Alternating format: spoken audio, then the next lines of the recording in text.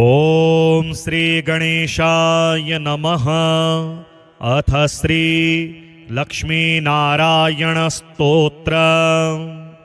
सत्यव्रतक्षेत्रललामभूतो बाहासरित्तीरविराजमानः मखे प्रकृष्टो यर्षाणिपालै नारायणो यत विभाति लक्ष्म्या आत्रेय गोत्राम्बुधिपूर्णचन्द्रे आचार्यशीलैरभितो वरिष्ठैः आशास्यमानः परभक्तियुक्तैः नारायणो भाति सहैव लक्ष्म्या श्रीवैष्णवाग्रेसरमाननीयः आचार्यवर्या जगति प्रसिद्धः सतसम्प्रदायावनबद्धदीक्षा त्वया प्रदात्ता जगतां विभान्ति भाग्यं जगत्यामुपवर्णनीयं त्वदीयसेवा फलमामनन्ति अस्तोकदिव्याध्वरवेदि भोग्ये जाने ग्रहारे तव भाग्यमेतत् इष्टार्थसिद्धे भवतोपदिष्ट मिष्ट्यादिकं भूरि कृतं हि यत्र यज्ञो हि नारायण नामरूपः त्वमत्र भासीति विभावये त्वाम् आत्रेयगोत्रे कजनि प्रकृष्टाः द्विजत्वं प्रतिपद्यमानः भूयस्तरां विष्णुपदे चरन्तः विभान्ति तुष्टस्त्वमिहासि भूत्यै नारायण त्वं रमया समेतः प्राचीं दिशमवीक्ष्य मुहुः प्रसन्नः कुतो न जाने परमं रहस्यं योपोज्ज्वलं स्तम्भमवेक्ष्यसे किं यज्ञस्य साक्षी स्थिर एव लोके यज्ञस्थली चापि विभाति सुस्था ततोऽभिजाता वसतोऽग्रहारः विश्वप्रसिद्धोऽप्यधुना त्वयैव काञ्चुत्तराचोत्तमतां प्रणीता यज्ञैर्हि सज्जैः किल यजूकैः अत्र्यन्वयान्वयविद्वदग्र्यैः सुस्वध्वरैरध्वरवेदि दीप्रे श्रीवादिहंसाम्बुदसूरिवर्य वंशावतंसः किल विप्रवर्यैः श्रीनिवासाध्वरिभिः प्रतिष्ठां प्राप्तोऽग्रहारो यर्षाणिपालै प्रतिष्ठितस्त्वं निजभूम्नि नित्यं प्रतिष्ठितस्त्वं परमाग्रहारे पुनः प्रतिष्ठा भवतः प्रशस्या चिराय नारायण सन्निधस्त्व यमपयं प्राह्वयति स्म हष्टो वरप्रदो वारणशैलमूर्ध्नि देवाधिराजोपयदीक्षितोऽसौ कूटस्थ एवाभवदत्रिगोत्रे कल्याणकुल्या कमनीययूपः कार्श्यं कुतः प्रापन वेद्मि तत्त्वम् क्षमस्व सर्वानपराधवर्गान् हृद्ये समीक्ष्य स्वकुधातकाक्षात् कल्याणकुल्यामृतवाहिनीशात् यूपः समुच्छायमुपेतु भूयः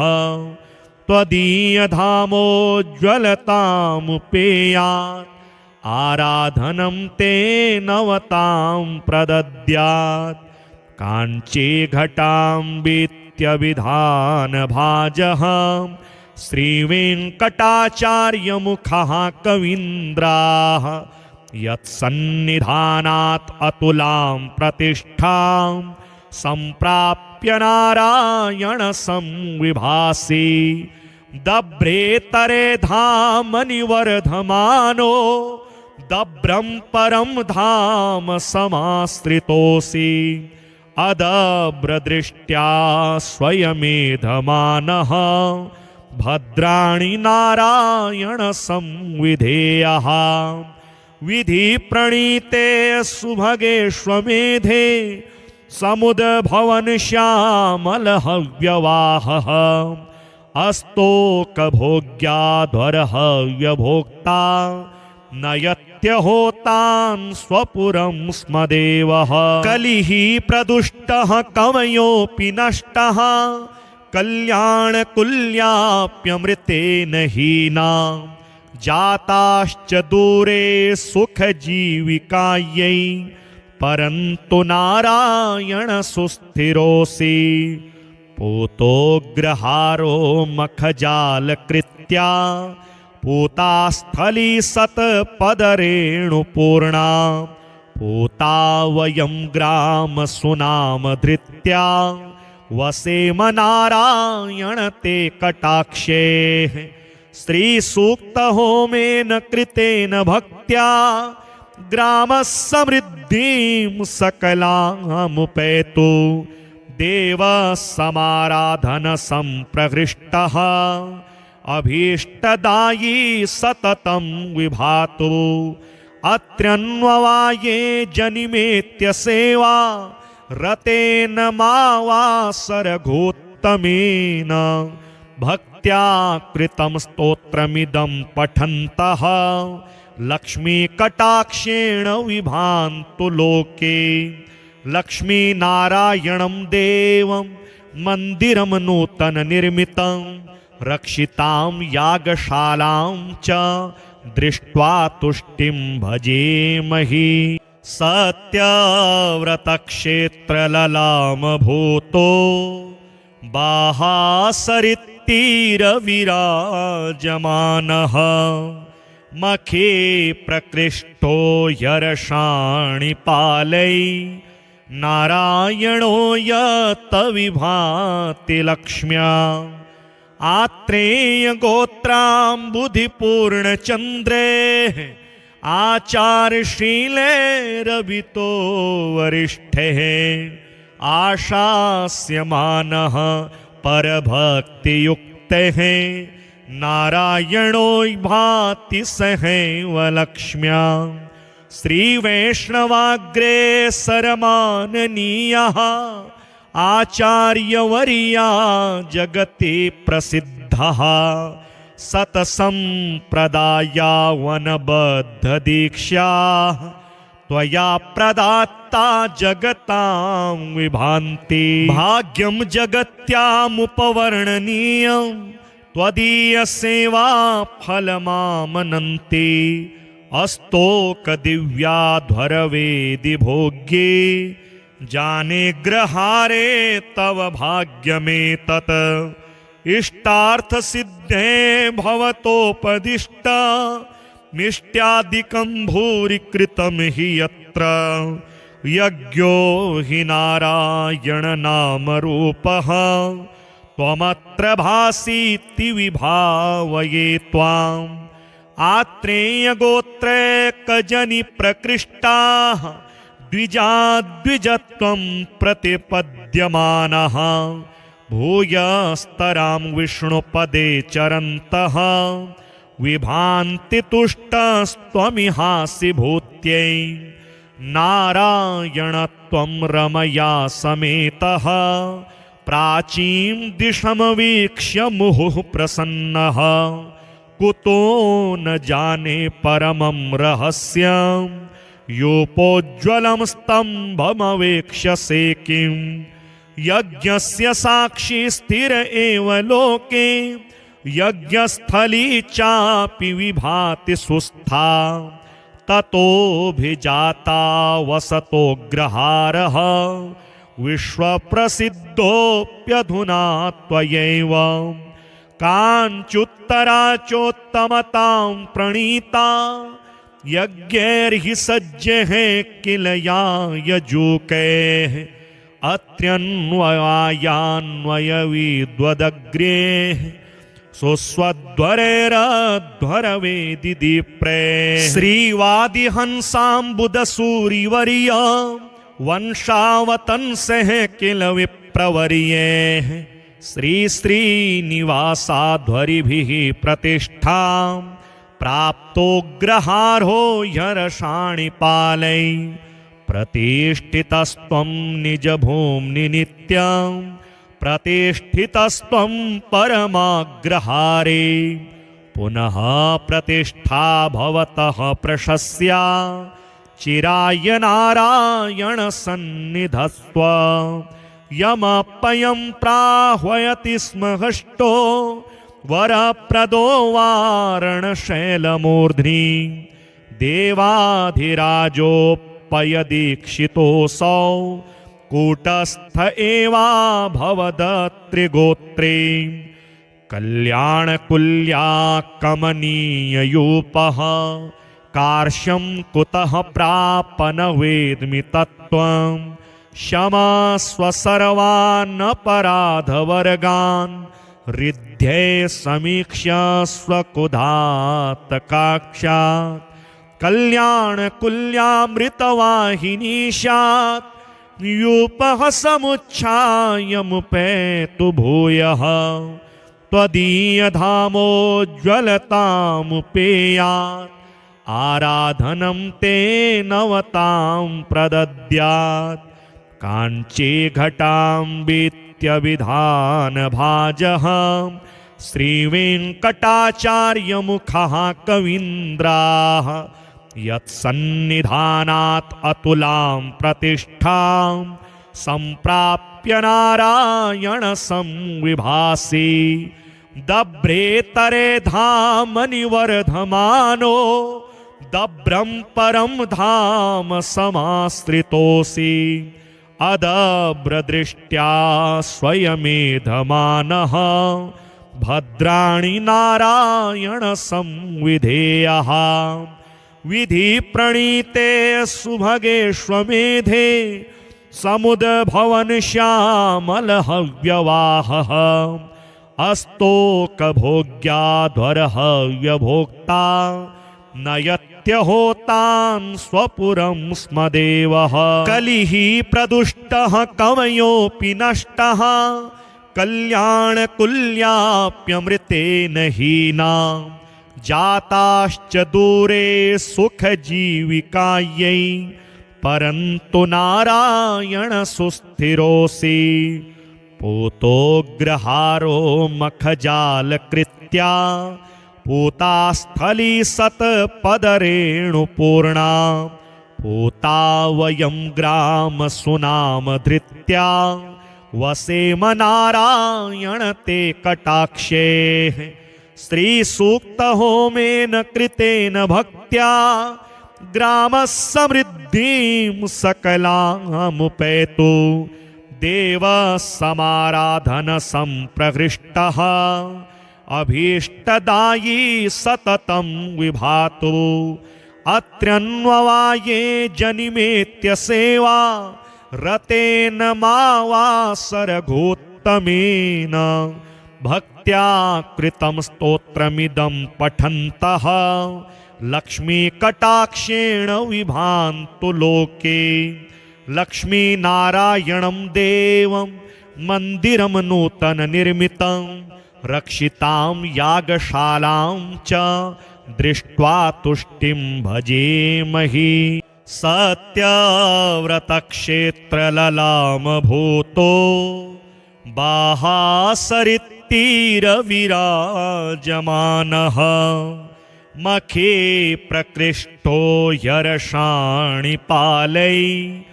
नारायणो यत विभाति लक्ष्म्या आत्रेयगोत्राम्बुधिपूर्णचन्द्रे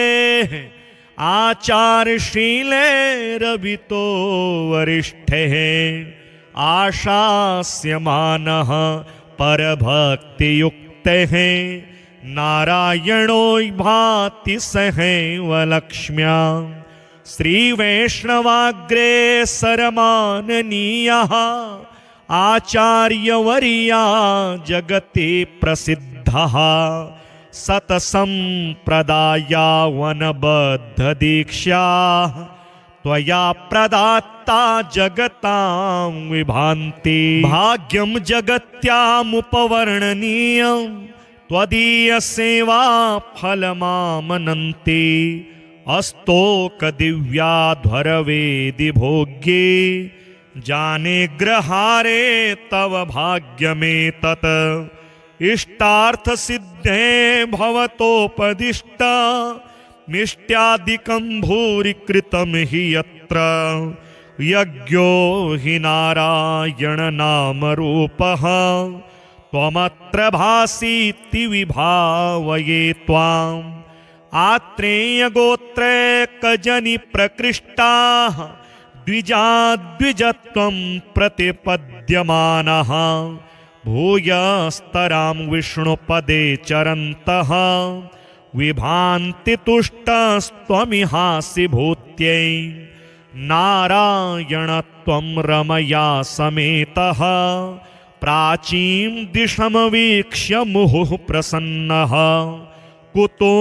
न जाने परमं रहस्यं योपोज्ज्वलं स्तम्भमवेक्ष्यसे किं यज्ञस्य साक्षी स्थिर एव लोके यज्ञस्थली चापि विभाति सुस्था ततोऽभिजाता वसतोऽग्रहारः विश्वप्रसिद्धोऽप्यधुना त्वयैव काञ्चुत्तरा चोत्तमतां प्रणीता यज्ञैर्हि सज्जैः किल या यजूकैः अत्र्यन्वयान्वयविद्वदग्र्यैः सुस्वध्वरैरध्वरवेदि दीप्रे श्रीवादिहंसाम्बुदसूरिवर्य वंशावतंसः किल विप्रवर्यैः श्रीश्रीनिवासाध्वरिभिः प्रतिष्ठां प्राप्तोऽग्रहारो ह्यर्षाणिपालै प्रतिष्ठितस्त्वं निजभूम्नि नित्यं प्रतिष्ठितस्त्वं परमाग्रहारे पुनः प्रतिष्ठा भवतः प्रशस्या चिराय नारायण सन्निधस्त्व यमपयं प्राह्वयति स्म हष्टो वरप्रदो वारणशैलमूर्ध्नि देवाधिराजोपयदीक्षितोऽसौ कूटस्थ एवा भवदत्रिगोत्रे कल्याणकुल्या कमनीययूपः कार्श्यं कुतः प्रापन वेद्मि तत्त्वं क्षमस्व सर्वानपराधवर्गान् हृद्ये समीक्ष्य स्वकुधात्तकाक्षात् कल्याणकुल्यामृतवाहिनीशात् यूपः समुच्छायमुपेतु भूयः त्वदीयधामोज्ज्वलतामुपेयात् आराधनं ते नवतां प्रदद्यात् काञ्ची घटाम्बित्यभिधानभाजः श्रीवेङ्कटाचार्यमुखः कवीन्द्राः यत्सन्निधानात् अतुलां प्रतिष्ठां सम्प्राप्य नारायण संविभासि दभ्रेतरे धामनि वर्धमानो दभ्रं परं धाम समाश्रितोऽसि अदभ्रदृष्ट्या स्वयमेधमानः भद्राणि नारायण संविधेयः विधि प्रणीते सुभगेष्वमेधे समुद्भवन श्यामल हव्यवाहः अस्तोकभोग्याध्वरहव्यभोक्ता नयत्यहोतान् स्वपुरं स्म देवः कलिः प्रदुष्टः कवयोऽपि नष्टः कल्याणकुल्याप्यमृतेन हीना जाताश्च दूरे सुखजीविकायै परन्तु नारायण सुस्थिरोऽसि पूतोग्रहारो मखजालकृत्या पूतास्थली सत्पदरेणुपूर्णा पूता वयं ग्रामसुनामधृत्या वसेम नारायण ते कटाक्षे श्रीसूक्तहोमेन कृतेन भक्त्या ग्रामसमृद्धिं सकलामुपैतु देवसमाराधनसम्प्रहृष्टः अभीष्टदायी सततं विभातु अत्र्यन्ववाये जनिमेत्य सेवा रतेन मावासरघोत्तमेन भक्त्या कृतं स्तोत्रमिदं पठन्तः लक्ष्मीकटाक्षेण विभान्तु लोके लक्ष्मीनारायणं देवं मन्दिरं नूतननिर्मितं रक्षितां यागशालां च दृष्ट्वा तुष्टिं भजेमहि सत्यव्रतक्षेत्रललामभूतो बाहासरित्तीरविराजमानः मखे प्रकृष्टो यरषाणिपालै नारायणो यत विभाति लक्ष्म्या आत्रेयगोत्राम्बुधिपूर्णचन्द्रे आचारशीलैरभितो वरिष्ठैः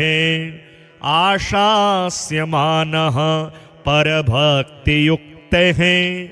नारायणो भाति सहैव लक्ष्म्या श्रीवैष्णवाग्रेसरमाननीयः आचार्यवर्या जगति प्रसिद्धः सतसम्प्रदायावनबद्धदीक्षा त्वया प्रदात्ता जगतां विभान्ति भाग्यं जगत्यामुपवर्णनीयं त्वदीयसेवा फलमामनन्ति अस्तोकदिव्याध्वरवेदि भोग्ये जाने ग्रहारे तव भाग्यमेतत् इष्टार्थसिद्धे भवतोपदिष्ट मिष्ट्यादिकं भूरि कृतं हि यत्र यज्ञो हि नारायण नामरूपः त्वमत्र भासीति विभावये त्वाम् आत्रेयगोत्रैकजनि प्रकृष्टाः द्विजाद्विजत्वं प्रतिपद्यमानः भूयस्तरां विष्णुपदे चरन्तः विभान्ति तुष्टस्त्वमिहासि भूत्यै नारायण त्वं रमया समेतः प्राचीं दिशमवीक्ष्य मुहुः प्रसन्नः कुतो न जाने परमं रहस्यं योपोज्ज्वलं स्तम्भमवेक्ष्यसे किं यज्ञस्य साक्षी स्थिर एव लोके यज्ञस्थली चापि विभाति सुस्था ततोऽभिजाता वसतोऽग्रहारः विश्वप्रसिद्धोऽप्यधुना त्वयैव काञ्चुत्तरा चोत्तमतां प्रणीता यज्ञैर्हि सज्जैः किल या यजूकैः अत्र्यन्वयान्वयविद्वदग्रेः सुस्वध्वरैरध्वरवेदि दीप्रे श्रीवादिहंसाम्बुदसूरिवर्य वंशावतंसः किल विप्रवर्यैः श्रीश्रीनिवासाध्वरिभिः प्रतिष्ठां प्राप्तोऽग्रहारो ह्यरषाणिपालै प्रतिष्ठितस्त्वं निजभूम्नि नित्यं प्रतिष्ठितस्त्वं परमाग्रहारे पुनः प्रतिष्ठा भवतः प्रशस्या चिराय नारायण सन्निधस्त्व यमपयं प्राह्वयति स्म हष्टो वरप्रदो वारणशैलमूर्ध्नि देवाधिराजोऽप्यनुग्रहार्थं दीक्षितोऽसौ कूटस्थ एवाभवदत्रिगोत्रे कल्याणकुल्या कमनीययूपः कार्श्यं कुतः प्रापन वेद्मि तत्त्वं क्षमस्व सर्वानपराधवर्गान् रिध्ये समीक्ष्य स्वकुधातकाक्षात् कल्याणकुल्यामृतवाहिनीशात् यूपः समुच्छायमुपेतु भूयः त्वदीयधामोज्ज्वलतामुपेयात् आराधनं ते नवतां प्रदद्यात् काञ्ची घटाम्बित्यभिधानभाजः श्रीवेङ्कटाचार्यमुखः कवीन्द्राः यत्सन्निधानात् अतुलां प्रतिष्ठां सम्प्राप्य नारायण संविभासि दभ्रेतरे धामनि वर्धमानो दभ्रं परं धाम समाश्रितोऽसि अदभ्रदृष्ट्या स्वयमेधमानः भद्राणि नारायण संविधेयः विधिप्रणीते सुभगेष्वमेधे समुद्भवन श्यामलहव्यवाहः अस्तोकभोग्याध्वरहव्यभोक्ता नयत्यहोतान् स्वपुरं स्म देवः कलिः प्रदुष्टः कवयोऽपि नष्टः कल्याणकुल्याप्यमृतेन हीना जाताश्च दूरे सुखजीविकायै परन्तु नारायण सुस्थिरोऽसि पूतोग्रहारो मखजालकृत्या पूतास्थली सत्पदरेणुपूर्णा पूता वयं ग्रामसुनामधृत्या वसेम नारायण ते कटाक्षे श्रीसूक्तहोमेन कृतेन भक्त्या ग्रामसमृद्धिं सकलामुपैतु देवसमाराधन संप्रहृष्टः अभीष्टदायी सततं विभातु अत्र्यन्ववाये जनिमेत्य सेवा रतेन मावासरघोत्तमेन भक्त्या कृतं स्तोत्रमिदं पठन्तः लक्ष्मीकटाक्षेण विभान्तु लोके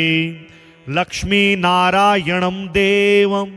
मन्दिरं नूतननिर्मितं रक्षितां यागशालां च दृष्ट्वा तुष्टिं भजेमहि।